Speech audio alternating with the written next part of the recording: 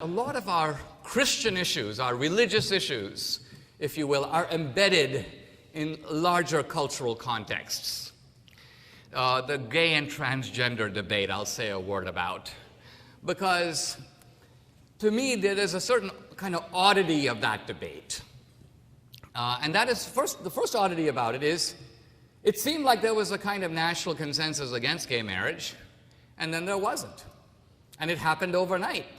And many of us sit back and go, what happened? How did we suddenly lose this fight kind of overnight? Well, one reason we lost the fight overnight is we didn't recognize that this fight was going on long before we saw it. In other words, the fight was occurring in the culture long before it came to politics.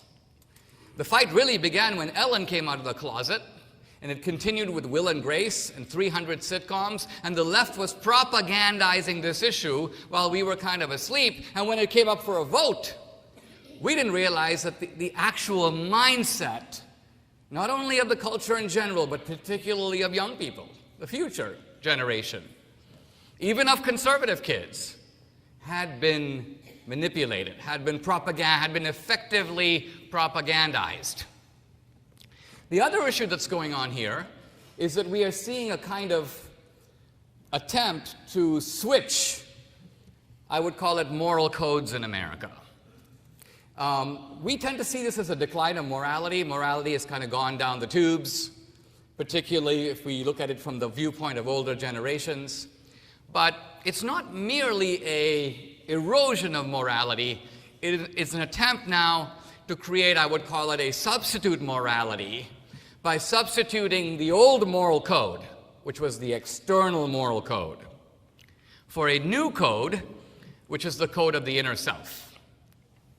Let me put it this way. From the beginning of America all the way till perhaps the 1960s, it was agreed upon in the whole society that there is a moral order in the universe that is external to us and makes claims on us. It's our job to live up to it. We don't make the code. It's given to us. It's kind of handed down like Moses coming down from the mountain. Here are the 10 Commandments. Follow them. And you can disagree about what's the code. But if you went to pretty much any American in the 1940s and said, hey, listen, do you think the 10 Commandments would be, if everybody followed the 10 Commandments, would America be a better place? Pretty much everyone would go, of course. And it wouldn't matter if that guy was a Christian or a Jew or a non-believer, you'd get the same answer. So even though there are disagreements about, you may say, theology, there's an agreement about morality. And there's an agreement about morality as something on the outside.